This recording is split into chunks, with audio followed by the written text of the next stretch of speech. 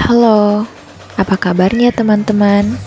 Perkenalkan, nama saya Cici Cahyati, NIM 16, Program Studi Psikologi, Fakultas Psikologi dan Kesehatan, Universitas UIN Wali Songo Semarang. Di sini saya akan menjelaskan tentang kebutuhan dan layanan pendidikan yang dibutuhkan anak dan remaja berkebutuhan khusus, cerdas, istimewa, dan berbakat. Penjelasan ini dapat dibagi menjadi kebutuhan pendidikan dan layanan pendidikan. Kebutuhan pendidikan RBK cerdas, istimewa, dan berbakat. Menurut Somantri tahun 2007, anak dan remaja cerdas berbakat ini memiliki kebutuhan dan karakteristik yang berbeda dengan anak dan remaja pada umumnya.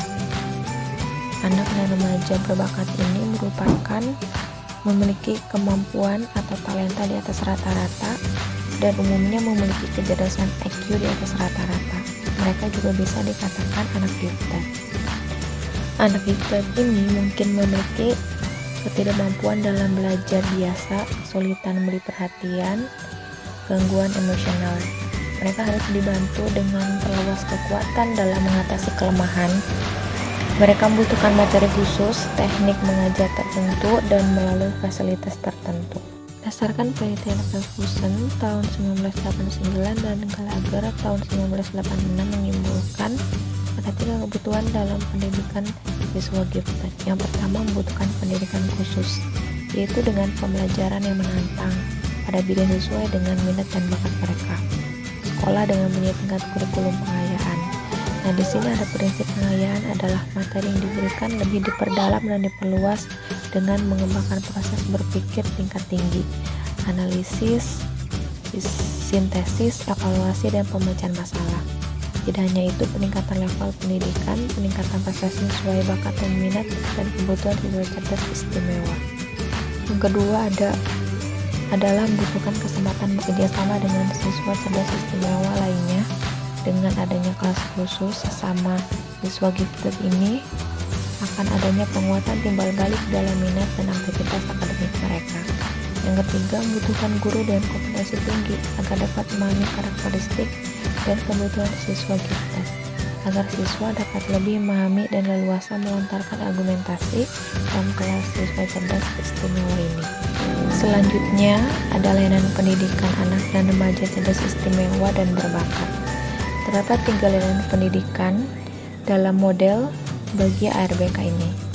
Yang pertama adanya model inklusi atau inclusion model. Di model ini mereka ditempatkan sekelas dengan anak-anak lain, termasuk penyandang kebutuhan khusus seperti anak yang kesulitan belajar dan anak cacat. Materi khususnya yaitu berupa pemberian materi pengayaan. Model ini juga dijadikan tutor bagi anak-anak lain. Selanjutnya, yang kedua, sistem sesuai kemampuan atau tracking system. Anak dan remaja diklasifikasikan berdasarkan kemampuan dan setiap klasifikasi ditempatkan pada tempat yang sama. Jadi, anak berbakat akan mendapat sekolah khusus berbakat sepanjang masa sekolahnya. Yang ketiga, ada model pengelompokan terbatas atau cluster grouping model. Nah, anak yang dalam satu sekolah dalam semua tingkatan kelas, yaitu 5% siswa berprestasi tertinggi dikelompokkan dalam satu kelas. Nah, kelompok ini terdiri dari 5-8 siswa berbakat, dibimbing oleh guru yang mempunyai pengalaman mengajar dengan anak-anak kemampuan luar biasa. Satu kelas grup belajar bersama dari berbagai anak dari berbagai kemampuan. Model ini punya kelebihan di mana siswa berbakat ini mendapat perhatian khusus untuk mengembangkan bidang dalam kemampuannya dan memperoleh belajar bersama dengan anak lain dari berbagai kemampuan. Ada korelasi positif antara prestasi akademik dengan strategi pengaturan diri menurut Camahalan dan Rupaya tahun 2002. Penelitian menunjukkan siswa gifted tidak dapat mencapai prestasi akademik dengan optimal karena gagalnya dalam meregulasi diri dalam belajar. Itu menurut Alsa tahun 2005. Pecton, Gotch, Stitz, dan Perry tahun 2002 adanya pengaruh belajar dalam pengaturan diri terhadap emosi-emosi akademik yang berpengaruh terhadap meningkatnya prestasi akademik. Begitupun dengan dukungan orang tua terhadap prestasi akademik siswa, anak gifted akan memotivasi akademik siswa. Itu menurut Karen, Matthew, dan Joy tahun 2010. Dengan keingintahuan besar, belajar yang cepat tanggap, kritis, tetapi mudah mengalami kebosanan.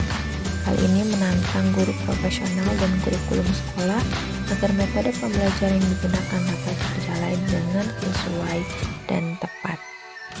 Maka dapat disimpulkan, belajar dengan pengaturan, dukungan orang tua, dan interaksi guru dan siswa mempunyai pengaruh dalam prestasi akademik siswa gitu. Anak-anak cerdas istimewa ini tidak perlu diperbaiki, bukan benda rusak. Mereka bukan benda rusak, mereka hanya membutuhkan bimbingan dan dukungan agar mampu menghadapi kekuatan dan bakat yang dimilikinya dan mempersiapkan diri untuk mengabdi pada masyarakat. Mungkin itu saja yang dapat saya sampaikan. Terima kasih, kurang lebihnya saya mohon maaf. Wassalamualaikum warahmatullahi wabarakatuh.